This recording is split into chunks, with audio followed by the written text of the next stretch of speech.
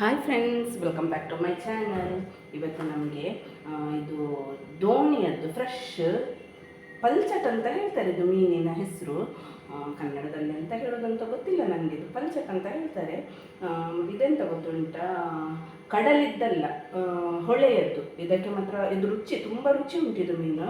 ಮತ್ತು ಇದು ಸ್ವಲ್ಪ ರೇಟ್, ಈಗ ಹೊಳೆಯದ್ದು ಮೀನಿಗೆ ಸ್ವಲ್ಪ ರೇಟ್ ಕಾಸ್ಟ್ಲಿ ಉಂಟು. ಇದೆಲ್ಲ ಹೋಗೋದಿಲ್ಲಲ್ಲ, ಬೋಟೆಲ್ಲ ಹೋಗೋದಿಲ್ಲಲ್ಲ ಅದಕ್ಕೆ. ಮತ್ತು ನಾನು ಉಂಟಲ್ಲ ಬೆಂಡೆ ಮತ್ತು ಎಳ್ತು ಅಂಬಡೆ ಸಿಕ್ಕಿದೆ. ಲತ್ತು ಹೇಳ್ತಾರಲ್ಲ, ಅದೇ ಎಳತ್ತು ಅಂಬಡೆ ಸಿಕ್ಕಿದೆ. ಅದರದ್ದೇ ಒಂದು ಇದನ್ನುಂಟಲ್ಲ, ಮ್ಯಾಂಗ್ಳೂರು ಮತ್ತು ಉಡುಪಿಯವರು ಹೆಚ್ಚಾಗಿ ಸಾಂಬಾರು ಮಾಡ್ತಾರೆ, ಸಾರು ಮಾಡ್ತಾರೆ ರಸ ಥರ. ಮತ್ತು ಇದನ್ನು ಪುಡಿ ಹಾಕ್ತಾರೆ.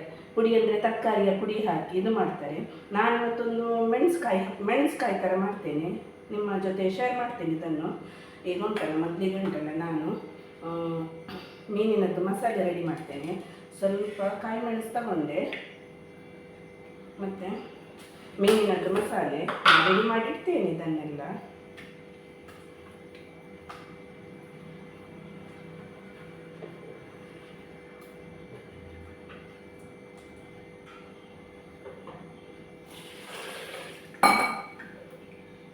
ನಮ್ಮ ಮಲ್ಪೆಯವರಿಗೆ ಹೆಚ್ಚಾಗಿ ಮೀನು ಪದಾರ್ಥ ಬೇಕೇ.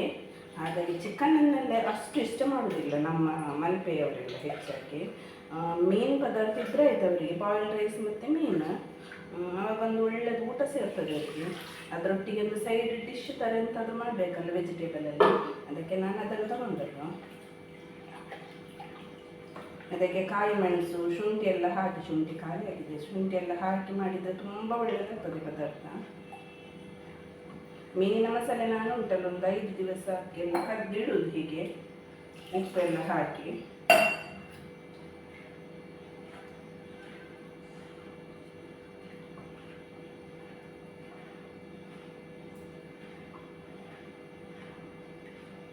ಮಣ್ಣಿನ ಪಾತ್ರೆಯಲ್ಲಿ ಉಂಟಲ್ಲ, ಇದು ಮೀನು ಸಾರೆಲ್ಲ ಮಾಡಿದರೆ ಟೇಸ್ಟ್ ಸಹ ಒಳ್ಳೆಯದಾಗ್ತದೆ. ಮತ್ತೆ ಉಂಟಲ್ಲ, ಚೂರು ಸಹ ಹಾಳಾಗೋದಿಲ್ಲ ಮಣ್ಣಿನ ಪಾತ್ರೆಯಲ್ಲಿ ಮಾಡಿದರೆ. ಇದಕ್ಕೆ ಸ್ವಲ್ಪ ನೀರು ಹಾಕ್ತೇನೆ.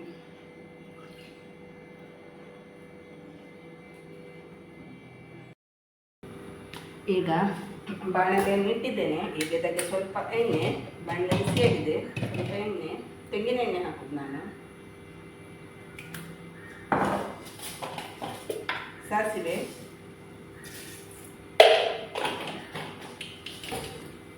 ಎಲ್ಲ ಸಾಕ್ತದೆ. ಮೀನು ಪದಾರ್ಥ, ವೆಜ್ ಪದಾರ್ಥ, ಅನ್ನ ಎಲ್ಲ ಒಟ್ಟಿಗೆ ಹಾಕ್ತದೆ. ಇದಕ್ಕೆ ಒಂದು ಆನಿಯನ್ ಕಟ್ ಮಾಡಿ ಹಾಕ್ತೇನೆ. ಎಲ್ಲ ಕಟ್ ಮಾಡಿ ಇಟ್ಟಿದ್ದೇನೆ. ಇದಕ್ಕೆ ಉಂಟಲ್ಲ ಟೊಮೆಟೊ ಎಲ್ಲ ಹಾಕ್ಬೋದು ಈ ಪದಾರ್ಥಕ್ಕೆ. ಅಂಬಡೆಯಲ್ಲಿ ತುಂಬ ಹುಳಿ ಇರ್ತದಲ್ಲ, ಅದಕ್ಕೆ ನಾನು ಟೊಮೆಟೊ ಯೂಸ್ ಮಾಡಲಿಲ್ಲ. ಅಂಬಡೆ ಎಲ್ಲ ಇರದಿದ್ದರೆ, ದಮಟೆಕಾಯಿ ಅಂತ ಹೇಳುದು, ದಮಟೆಕಾಯಿ ಇರದಿದ್ದರೆ ಉಂಟಲ್ಲ ಹುಳಿ ಮತ್ತು ಟೊಮೆಟೊ ಎಲ್ಲ ಯೂಸ್ ಮಾಡ್ಬೋದು. ನಾನು ಅದನ್ನು ಹಾಕಬೇಕು, ತುಂಬ ಹುಳಿ ಆಗ್ತದೆ ಅದು ಹಾಕಿದ್ರೆ. ಈಗ ಅದಕ್ಕೆ ಸ್ವಲ್ಪ ಕರಿಬೇವು ಹಾಕ್ತೇನೆ.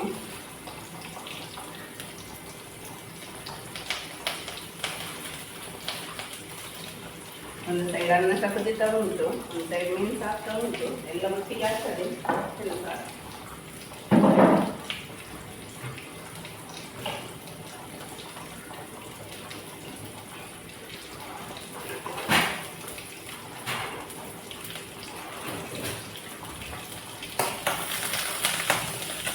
ಆನಿಯನಲ್ಲಿ ಸ್ವಲ್ಪ ಫ್ರೈ ಆಗಲಿ.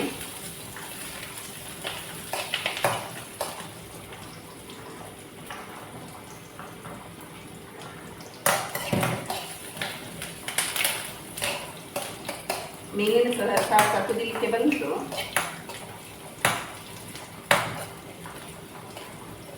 ತುಂಬ ಗೋಲ್ಡನ್ ಬ್ರೌನ್ ಎಲ್ಲ ಬೇಡ ಆನಿಯನ್, ಸ್ವಲ್ಪ ಫ್ರೈ ಆದರೆ ಆಯಿತು, ಸ್ವಲ್ಪ ರೋಸ್ಟ್ ಥರ ಆದರೆ ಆಯಿತು. ಈಗ ಇದಕ್ಕೆ ನಾನು ಇದು ಹಾಕ್ತೇನೆ, ಬೆಂಡೆ, ಅಂಬಡೆ ಮತ್ತು 2 ಮೆಣಸು, ಹಸಿಮೆಣಸು. ಇದು ಸಹ ಒಳ್ಳೆಯದಾಗ್ತದೆ ಸೈಡ್ ಡಿಶ್. ಸ್ವಲ್ಪ ಉಂಟಲ್ಲ ಒಗ್ಗರಣೆಯಲ್ಲಿ ಫ್ರೈ ಮಾಡಿದರೆ ಒಳ್ಳೆಯದು. ಅದು ಇಲ್ಲದ್ರೆ ಅದು ಬೆಂಡೆಯದ್ದು ಸ್ವಲ್ಪ ಸ್ಟಾರ್ಚ್ ಥರ ಇರ್ತದೆ, ಅದೆಲ್ಲ ಬಿಟ್ಕೊಳ್ತದೆ ಇದರಲ್ಲಿ. ಇಲ್ಲದ್ರೆ ಈಗಲೇ ನೀರು ಹಾಕಿದರೆ ಅದೊಂಥರ ನ್ಯೂಳಿ ಥರ ಆಗ್ತದೆ. ಅದರ ಬದಲು ಸ್ವಲ್ಪ ಇದರಲ್ಲೇ ಫ್ರೈ ಮಾಡಿದರೆ ಒಳ್ಳೆಯದಾಗ್ತದೆ.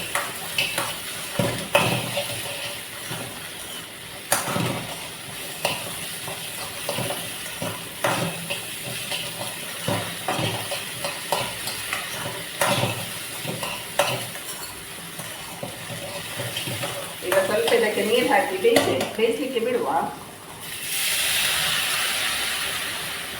ತುಂಬ ನೀರು ಬೇಡ, ಬೇಯಿಸೋದು ಇದು ಬೇಗ.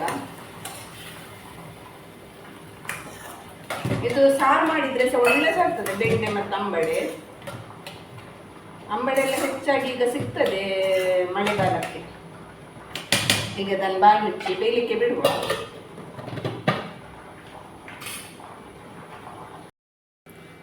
ಮೀನು ಸಾರು ಕುದೀತಾ ಉಂಟು. ಹೀಗೆ ತೆಗೆದಿದ್ದಲ್ಲ, ಉಪ್ಪು ಹಾಕ್ತೇನೆ, ರುಚಿಗೆ ಎಷ್ಟು ಬೇಕಷ್ಟು ಉಪ್ಪು.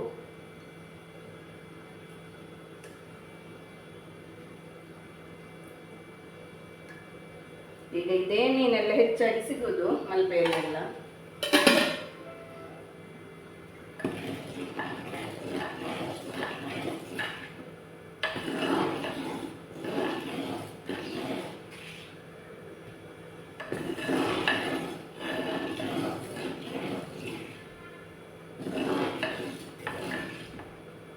ಏನು ಸ್ವಲ್ಪ ಕುದೀಲಿ, ಮತ್ತೆ ಮೀನು ಹಾಕುವ. ರಸ ಇರ್ತದಲ್ಲ ಸಾರು, ಅದು ಒಳ್ಳೆ ಕುದಿ ಬಂದು ಮೀನು ಹಾಕಿದ್ರೆ ಉಂಟಲ್ಲ, 1-2 ಕುದಿಗೆ ಮತ್ತೆ ಬಾಯಿ ಮುಚ್ಚಿದ್ರೆ ಆಯಿತು. ಮೀನಿದ್ದು ಸಾರು ಮಾತ್ರ ಒಳ್ಳೆ ಕುದಿ ಬರಬೇಕು, ಆವಾಗ ಮಾತ್ರ ಚೂರು ಸಹ ಹಾಳಾಗೋದಿಲ್ಲ ಮೀನು ಪದಾರ್ಥ ಎಲ್ಲ. ಅದೊಂದು ಟಿಪ್ಪು. ಮತ್ತು ಸ್ವಲ್ಪ ಕುದಿ ಬಂದು ಮೀನು ಹಾಕಿದ್ರೆ ಉಂಟಲ್ಲ, ಕೆಲವು ಪದಾರ್ಥ ಎಲ್ಲ ಹಾಳಾಗ್ತದೆ. ಹಾಗೆ ಹೇಗಿದ್ದು ಕುದಿ ಬಂದದ್ದು ಸಾಕು. ಮೀನು ಸಾರು ಕುದೀತಾ ಉಂಟು. ಹೀಗೆ ತೆಗೆದಿದ್ದಲ್ಲ, ಉಪ್ಪು ಹಾಕ್ತೇನೆ, ರುಚಿಗೆ ಎಷ್ಟು ಬೇಕಷ್ಟು ಉಪ್ಪು.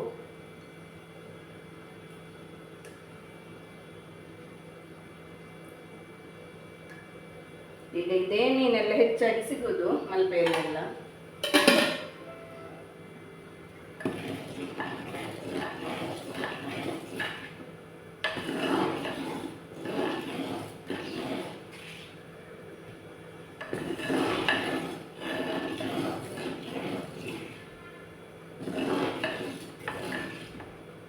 ಏನು ಸ್ವಲ್ಪ ಕುದೀಲಿ, ಮತ್ತೆ ಮೀನು ಹಾಕುವ.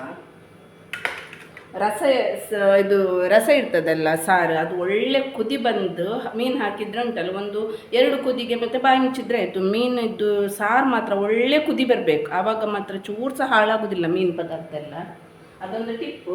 ಮತ್ತು ಸ್ವಲ್ಪ ಕುದಿ ಬಂದು ಮೀನು ಹಾಕಿದ್ರೆ ಉಂಟಲ್ಲ, ಕೆಲವು ಪದಾರ್ಥ ಎಲ್ಲ ಹಾಳಾಗ್ತದೆ. ಹಾಗೆ ಹೇಗಿದ್ದು ಕುದಿ ಬಂದದ್ದು ಸಾಕು.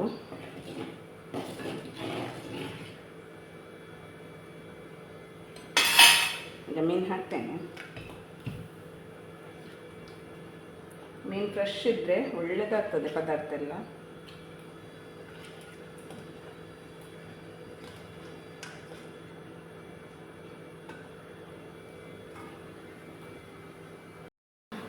ಮೀನಿನ ಪದಾರ್ಥಕ್ಕೆ ನಾನು ಒಂದು ಇಂಗ್ರೀಡಿಯೆಂಟ್ಸ್ ಹಾಕ್ತೇನೆ, ಅದೊಂದು ನಿಮಗೆ ಟಿಪ್ಪು. ಒಳ್ಳೆಯದಾಗ್ತದೆ ಮೀನು ಸಾರು. ಅದೊಂದು ವಿಡಿಯೋವನ್ನು ಸ್ಕಿಪ್ ಮಾಡಿ ನೋಡಲಿಕ್ಕೆ ಹೋಗಬೇಡಿ, ಕಂಟಿನ್ಯೂ ನೋಡ್ತಾ ಹೋಗಿ. ನಾನು ಹೇಳ್ತೇನೆ ಅದು ಎಂತ. ಈಗ ಉಂಟಲ್ಲ ಮೀನು ಪದಾರ್ಥ ಫೈನಲ್ ಆಗಿ ಬಂತು, ಎಲ್ಲ ಕುದಿ ಬಂತು, ಮೀನೆಲ್ಲ ಹಾಕಿದೆ, ಮೀನೆಲ್ಲ ಬೆಂದಾಯಿತು. ಈಗ ನಾನು ಹಾಕುದೆ ಅಂತ ಗೊತ್ತುಂಟ. ಈಗ ಇನ್ನು ಬಂದ್ ಮಾಡುವ ಟೈಮಲ್ಲಿ ಸ್ವಲ್ಪ ತೆಂಗಿನೆಣ್ಣೆ, ಹೀಗೆ ಒಂದು ಸ್ಪೂನ್ ಅಲ್ಲ, ಒಂದು ಅರ್ಧ ಸ್ಪೂನಿನಷ್ಟು. ಮತ್ತೆ ಇದಕ್ಕೆ ಉಂಟಲ್ಲ, ಇದರ ಮೇಲೆ ಹೀಗೆ ಕರಿಬೇವು ಹಾಕಬೇಕು. ಹೀಗೆ ಕರಿಬೇವು ಎಂತ ಸಹ ಫ್ರೈ ಎಲ್ಲ ಮಾಡಲಿಕ್ಕೆ ಎಂತ ಸಹ ಇಲ್ಲ, ಹೀಗೆ ಹಾಕಿ ಉಂಟಲ್ಲ ಗ್ಯಾಸ್ ಬಂದ್ ಮಾಡೋದು, ಮುಚ್ಚಿಡಬೇಕು. ಮತ್ತು ಒಂದು 10 ನಿಮಿಷ ಬಿಟ್ಟು ಉಂಟಲ್ಲ ಓಪನ್ ಮಾಡಿ, ಎಷ್ಟು ಒಳ್ಳೆಯದಾಗ್ತದೆ ನೋಡಿ. ಒಮ್ಮೆ ನೀವು ಇದು ಟ್ರೈ ಮಾಡಿ. ಹೀಗೆ ಈಗ ತರಕಾರಿ ಸಹ ಆಯಿತು, ಬೇಯ್ತಾ ಬಂತು. ಈಗ ಫೈನಲ್ ಆಯಿತು. ಸ್ವಲ್ಪ ಸ್ವಲ್ಪನೇ ಮಾಡೋದು ನಾನು. ಮತ್ತೆ ಉಂಟಲ್ಲ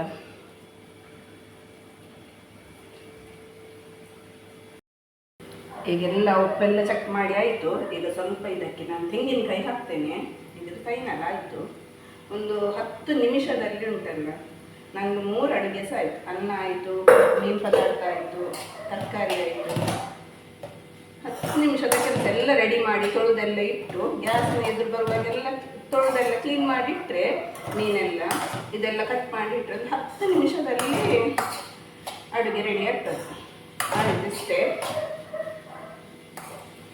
ಸ್ವಲ್ಪ ತೆಂಗಿನಕಾಯಿ ಒಂಚೂರು ಬೇಯಿಲಿ, ಮುಚ್ಚಿಡುವ.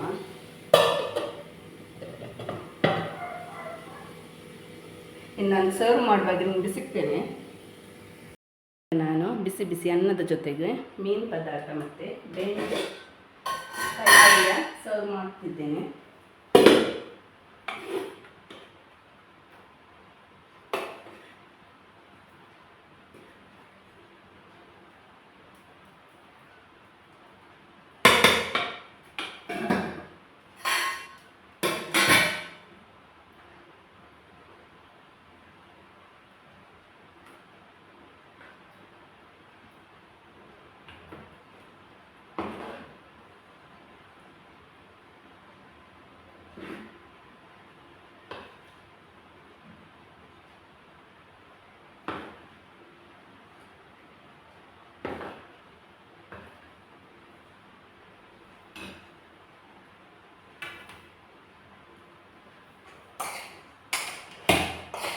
ಬೇಳೆ ಬಾಜಿ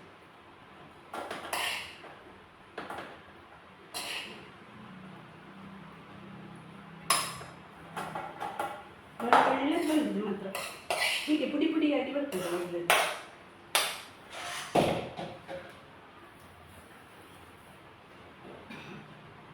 ಈ ವಿಡಿಯೋ ಇಷ್ಟ ಆದಲ್ಲಿ ಪ್ಲೀಸ್ ಲೈಕ್ ಮಾಡಿ, ಶೇರ್ ಮಾಡಿ, ಕಮೆಂಟ್ ಮಾಡಿ, ಹಾಗೆ ನನ್ನ ಚಾನಲನ್ನು ಸಬ್ಸ್ಕ್ರೈಬ್ ಮಾಡಿ ವಿಡಿಯೋ ನೋಡಿ. Thank you for watching.